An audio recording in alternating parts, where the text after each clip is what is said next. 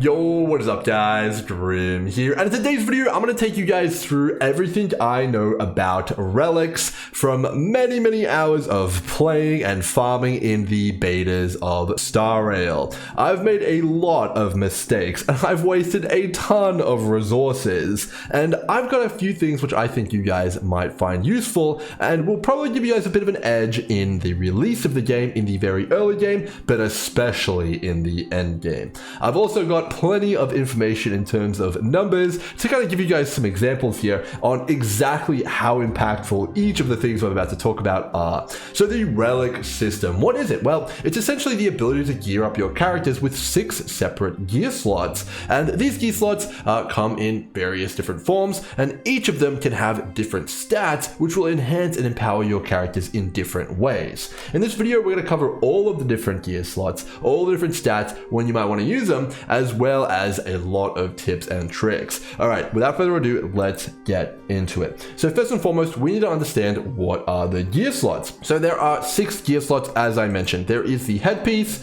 the hands or ring, there's the body armor, the boots, the planar sphere, and the link rope. Now each of these items is very different than the other. They're also going to have specific stats that roll on them. But before we get into that, let's first understand the concept of how to acquire relics. So relics are items which you can acquire in the world from chests. First and foremost, when you're doing the story, you'll find quite a lot of 2, 3, and 4-star relics in chests.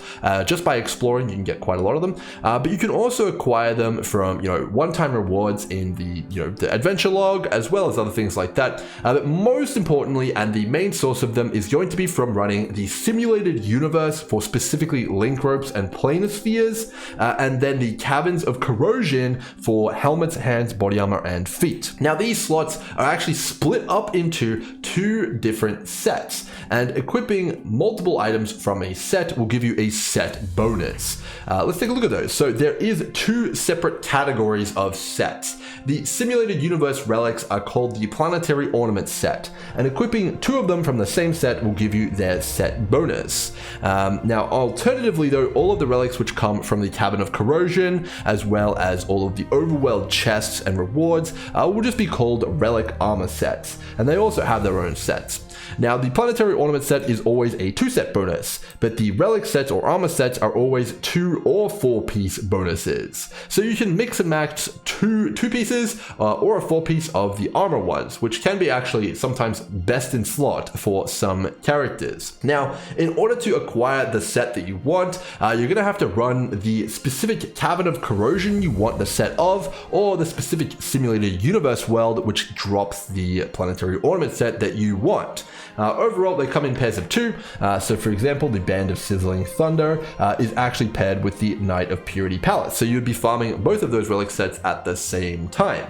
So the best relics to farm are the ones where you want both of the sets that drop, which is, obviously a pretty logical decision. So that is going to save you a lot of stamina if you can find a pair of sets which are going to benefit your teams really well, and you can farm both of them simultaneously, compared to, farming one set which you really want and another set which you really don't want. Overall, that is going to be most effective. All right, so now that we understand sets and we understand all the slots, let's get a little bit more into the nitty gritty here. All right, so there are 5 different rarity of relics. It goes all the way up to a 5-star relic. So there's 1-star, 2, 3, 4, and 5-star relics. The best are obviously the 5-star relics, and you can see that the stats on them scale massively. A 3-star relic has 281 life at max rank, a 4-star relic has 468, and a 5-star relic has 705. So a 5-star relic is over twice as good as a 3-star relic when fully upgraded. It's also worth noting that the lower star relics can have less substats on them, which is what we're going to talk about a little bit later in the video. In addition to that, they can also be upgraded less. So overall, they're not going to be anywhere near as good as higher tier relics. So it's simple, right? Just use all 5-star relics. Makes sense. Well, it's not quite that simple. They are actually pretty hard to get, especially early on in your progression. You're only going to be able to really equip full 5-star relics probably about 3 weeks to a month into the game. That's kind of what we're looking at at in terms of the timeline of getting full 5-star relics. So you're going to have to make the decision about 4-star relics and which ones you're going to want to use of that as well. It's not so binary. But ultimately, yes, you are going to be using full 5 stars on pretty much everyone. Okay, so we talked about the sets, we've talked about the rarities, let's get into the specifics. Alright, so every single relic, when it drops, assuming it's a high enough rarity, will have the following. It'll have a stat in orange, which is the main stat, as well as a number of different substats. Now, the amount of different substats it can have is going to be based on its rarity, as well as how many times it has been upgraded, as well as a few RNG elements here. Now, we're not going to get too into the weeds on substats, as that is an entire another video which I could make, but the main thing that you're looking for on all of your items is the orange one. Making sure that you nail the orange stat and make sure it's the best for your character is the most important thing. Now, the orange stat, fortunately, isn't the hardest to acquire. You can probably get a good orange stat on all your pieces pretty quickly into the release, and you want to be prioritizing ensuring you understand which orange stat is best for your character and making sure you slap that bad boy on and make sure that it's on there and it's correct. So what are these main stats? How do I know which main stat to put on my character? And okay, well, that's great and all, but what are the main stats? And is it different for different pieces? Well, let's take a look at that. All right, so the head or the helmet can actually only run one main stat. All helmets will have the same main stat, and that main stat will be health. Now, for early players, if you find yourself dying a lot, or your character's getting one shot, and you're like, what is going on here? It's likely that you need to level up your helmet at least a little bit, and that'll give you a lot more extra life. So overall, that's going to be a pretty good tip for you guys. If you're just starting out and you're dying a lot, you can level up your helmet on all your characters. Gonna give you some extra life, which would be pretty good. Next up is the hands. The hands can only roll flat attack. Now, it's worth noting this isn't base attack, it's flat attack, so it's not quite that insane, but it's still pretty good, especially earlier. And if you want a pretty quick damage spike, you feel like you're not hitting hard enough, you're hitting like a wet noodle, leveling up your gloves is also a very good option and a very good choice. So you can level up your gloves as a lower, kind of progression player, just getting through the story. This can be a pretty good power spike for your characters as well. The body armor can roll a lot of stuff though. So far the 2 slots we covered, they're guaranteed to roll a stat, but as soon as you get to the others, it starts to go a little bit crazy here. So whenever you drop a body armor, it can drop any of the next primary stats. It could drop with HP, attack, defense, crit rate, crit damage, outgoing healing, and a fixed hit rate. You can drop with any of them. Now, they're not all the same chance to drop either. For example, HP, attack, and defense are more common than the 4 below it. These are rarer in terms of being dropped. So you're going to have a much higher chance of getting the other stats than those. And this is particularly relevant when we get into some of the other stats. I'm going to flag the especially rare ones so you guys know when you're going to be looking out and being asking, why aren't I getting any boots with speed on it? You'll know it's because it's rarer. We're going to break down exactly which characters are going to want which main stats here and give you guys a bit of a guidance, but I kind of want to cover all the main stats first. All right, so the boots can roll with HP, attack, and defense, which are most common. Very rarely they can roll with speed, and they can rarely roll with break effect. The planar sphere can roll with HP, attack, and defense. These are mainly going to be the ones you get, but then it can also roll with any of the elements as an increase to damage, which is also pretty important. The link rope can roll with HP, attack, and defense, and then very rarely it can roll with energy regen rate, and it can also roll rarely with break effect. So of course, all these rarity things I'm discussing here are anecdotal. I farmed a lot of this stuff, and I'm kind of just going off of what I could see, but I'm sure that we'll get some hard info on this when we get to play the game more, but this is kind of just a gist of what's going to be going on here.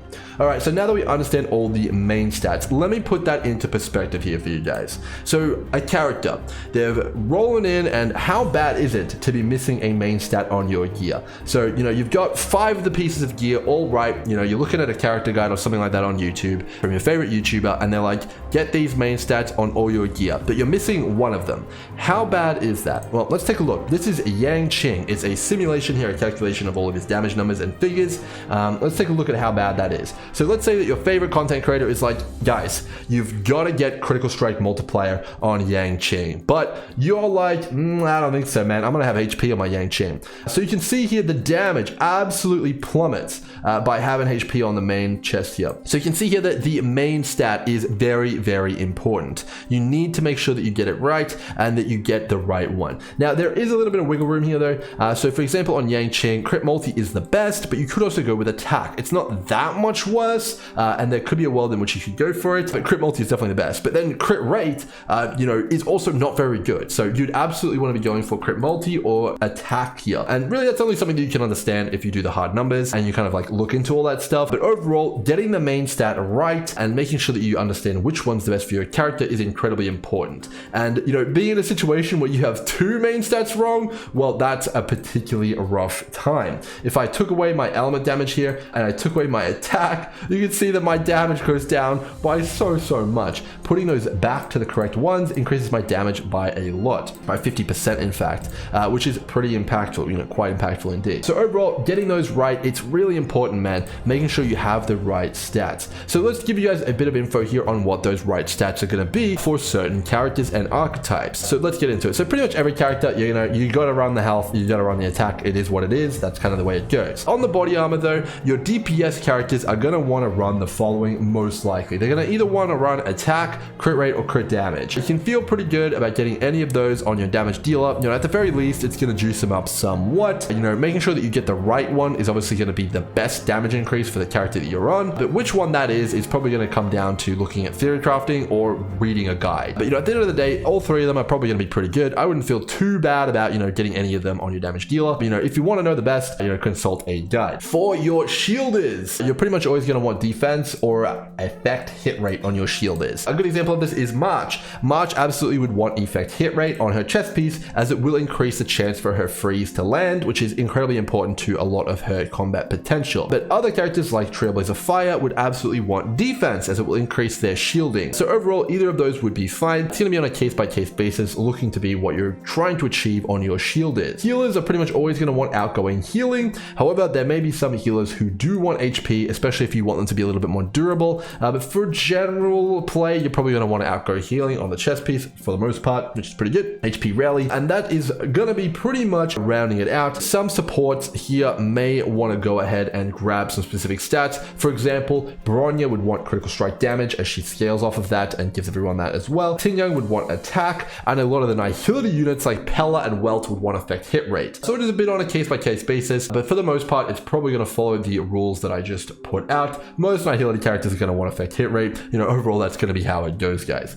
All right, on the boots, this is where we get it pretty interesting. So the main and best stat for all characters numerically is speed. It is the best. Overall, it's the best on everybody. Even the damaging units, it is numerically the best in terms of damage. You can pretty much like figure it out however you want, unless you have some insane speed boosts, like you're literally running Sele with one of her Eidolons, or you're running Asta, or you have some crazy speed multipliers. Speed is pretty much always the best, just how it maths out. But that is not the end of the conversation. Pretty much on all supports, anybody who is not a primary damage dealer, speed will just simply be the best. That's the end of the conversation. But on damaging units, it is a little up for debate, because speed not only increases their damage, but it's also at a cost. Increasing a character's speed will increase the amount of actions they have in a fight, which means that they will be moving faster. Moving faster has a lot of downsides. First and foremost, your character is going to be dealing less damage compared to a character that deals attack percentage on their boots, because, you know, they're just hitting less hard, but they're hitting more frequently.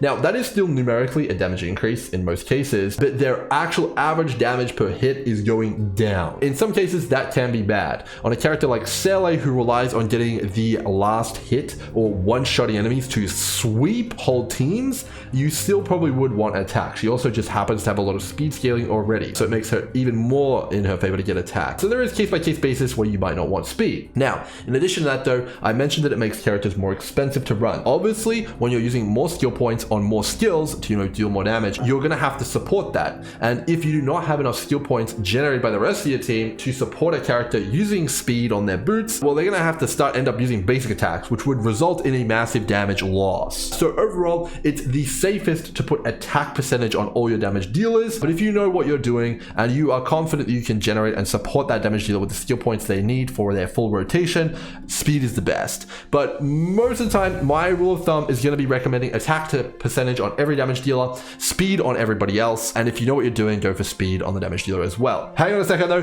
there's a new contender. Oh man, Break Effect. Who's this? Challenging the champ? Speed? Okay, what's going on here? Well, Break Effect is a bit of a special stat here, and it's going to be across all the items here, a bit of a discussion. So while numerically in terms of damage and dealing raw damage, the other two are basically where it's at, and pretty much every support's going to want to run speed, there are some discussions going on around Break Effect. So Break Effect is essentially Honkai Star Rail's elemental mastery from Genshin Impact. When you hit an enemy and reduce their toughness bar to 0, you're going to do a massive effect. And in a lot of cases, that's a massive amount of damage. And Break Effect multiplies that damage by a lot. And it can, in some cases, be incredibly impactful. So impactful that you can completely neglect all damage on your characters and do what's called the Break Effect build. Now, I'm not going to argue with performance. On Closed Beta 3, the best builds and the people who got the furthest in the Forgotten Hall in Closed Beta 3 using non-whale units were using Break Effect builds. So it's likely that if you're interested in being the first to clear the Forgotten Hall, Break Effect might actually be what you want on pretty much all the items where it's available. However, there is something to be said for avoiding it. So overall, you may clear the Forgotten Hall first, but Break Effect is inherently a capped stat. You can't get that much of it, and also relies on, you guessed it, breaking the enemy. And that is something which is not something you can scale out infinitely. The reason for that is there's limited break effect in the game, but enemies only move at a certain speed. So you can't just continually infinitely break them. You will get a certain amount of breaks per game. Now, the reason this is a problem is the hardest game mode, Forgotten Hall, has a timer, and you will eventually hit that timer on Break Effect builds, and I imagine Break Effect builds may have some difficulty getting the maximum rewards from Forgotten Hall long term. So I think in the short term, Break Effect builds will be the best, probably the first month and a half, but in the long term, the very long term, you know, overall, I think they're going to fall off in power. That's just the way it currently looks to me. However, I'm happy to be wrong on this. All right, next up, now that we've talked about boots, Planosphere. This one is cut and dry. On all healers, grab HP percentage, and all damage dealers, grab their elemental type here. But if you can't get the elemental type, which it can be a bit of a pain in the behind, you can grab attack as a stopgap here,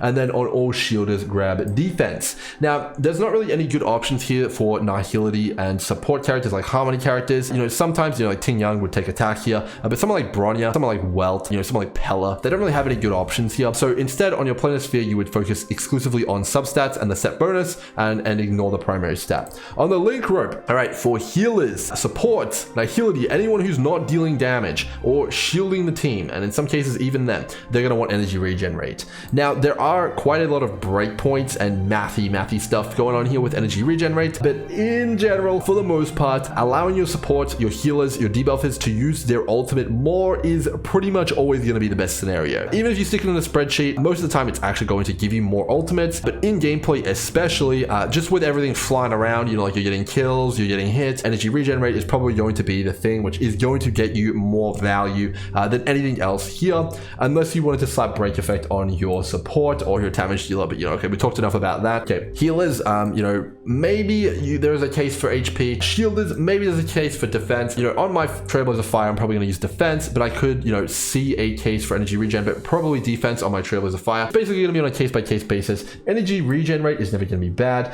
Defense and HP on shielders and healers is also never going to be bad. Damage units always want attack unless you're looking into break effect. So that's kind of going to be the breakdown there, guys. You can kind of pick and choose there, but I would not underestimate energy regen rate. It is incredibly powerful. On a character like Bronya, using the correct light cone as well as a bit of energy regen rate takes her rotation from 6 basics per ultimate down to 4 basics per ultimate, which is a massive difference there. So overall, do your research. If you're a little bit worried about the energy regen rate though, you can go ahead and use HP on the healers, defense on the shielders, attack on the DPSs, and then use energy regen rate on stuff like Ting Yang, Bronya, Welt, and Pella, and you can kind of feel pretty happy and safe with that. That's kind of the general rule of thumb there. All right, so that is all the main stats done. We are complete with those. Let's talk a little bit about what's next though. So your main objective is going to be getting the correct main stat, and that is going to be where it's at. After that though, you're going to be moving up to the next level, and that is getting the correct main stat on top of getting the correct set bonus. So we've already talked about sets. You know, sets are pretty impactful. Getting the right planetary ornament set, getting the right relic set, it's going to be a damage increase. If we go back over to Yang Qing, how much of a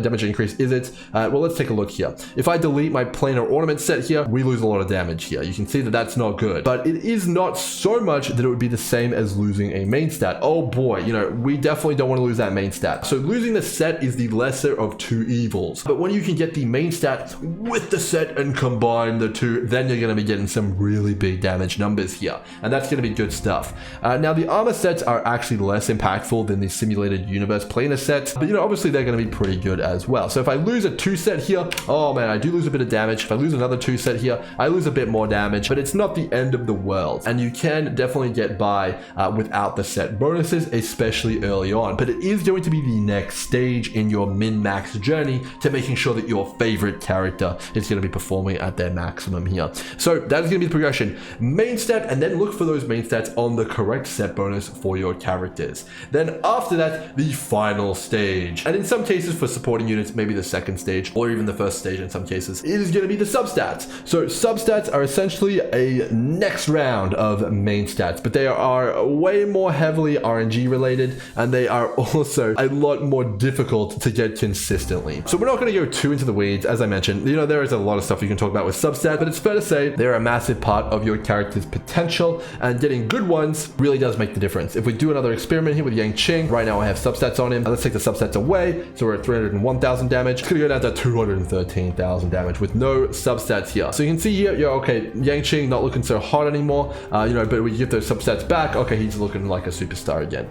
So substats are important, but they are at the last piece of the list, because those 24 that I just showed you, that is across all 6 pieces of gear, and they are pretty good. So, getting there, getting to the place where you have the correct main stat, the correct sets, and some pretty good substats, that is a journey that you are going to have to go on for that character's gear. It's not something that is going to be particularly fast. So overall, it is the last step in that journey, and it is going to be a massive damage increase. And, if you can get better and better and better substats, you're just going to be getting stronger and stronger and stronger. In my calculations here, I'm using 24 substats. There's actually a total of 48, which are possible on most items, and it even goes up higher than that for really godlike items and get even higher than 48 substats. So we're using less than half the potential of substats here, so you can really get truly outrageous amounts of gear and damage. We've seen the numbers and how they change, just changing one piece of gear here. Making sure that you nail your relics is really important, guys. So now that we fully understand everything, we understand the progression, we understand most of what's going on here, let me give you guys some final tips here on what I'm personally going to be looking for here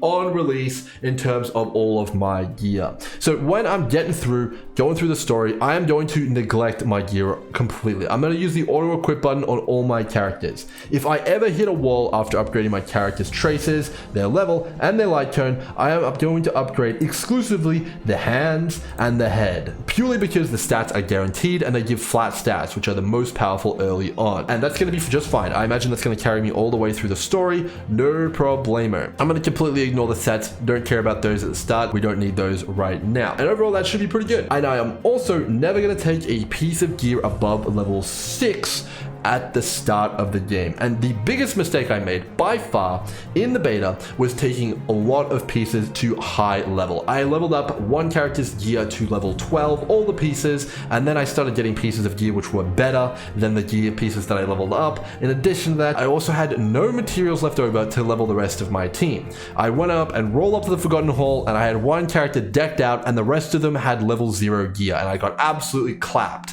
So you definitely want to pace yourself with leveling up relics. The XP requirements almost seem to scale exponentially, so it's much better to get all of your character's gear, reasonable, correct main stat, if possible, on set, high rarity, if possible, and then level them all up uniformly. Take them all to level 5, take them all to level 6, and then you can level them up together. Now, it's fine to kind of take one of the units, maybe like a main DPS that you've got there, and, level them up a bit more, and really get them strong, but I would try and keep things uniform, because the main thing is important is making sure you get those base stats, getting the increased HP, getting the increased flat attack, getting everything across the board. It's really important, with a few exceptions here. All right, so next up, I want to talk about those exceptions. So the main exceptions for me on release are going to be if I get a pair of 5-star gold boots with speed on them. Speed is by far the most important stat on supports. It massively changes gameplay and really enables certain playstyles and allows you a lot more freedom in terms of healing, supporting, damaging, everything. If I get a pair of boots with speed on them, I am going to allow them to level up past the other stats, purely because I know the impact of that. And I know I'm not going to replace those boots anytime soon, especially if they are on set, and even more so if they have any good substat. A similar thing is energy regen golden ropes on set. If you get a on set golden energy rope here, you can be sure that you're probably going to have a use for that pretty long term on all of your supports, all of your healers, rewards potentially, and that's going to be a pretty good one. And it is also rare, so it's fine to increase and level up those more specific ones, especially if it allows you to get to a certain breakpoint, which will really change the gameplay and the play style of your character. Taking your Bronya from using 6 attacks to 5 attacks in her rotation is going to be a big deal, especially in Forgotten Hall. Alright guys, those are all my tips. Make sure you don't level up those relics too much, guys. It really will hurt you in the long run. Make sure you do them carefully and uniformly across all the teams. It's going to be best for progression. If you guys have learned anything new here, make sure to chuck me a subscribe. It would really help me out. And of course, hopefully you guys have enjoyed the video. There'll be plenty more info on the way. And if you have anything I've missed or you have a different opinion, post it down below so we can all learn from it. We'll all learn together. Hope you guys have enjoyed. Until next time, cheers.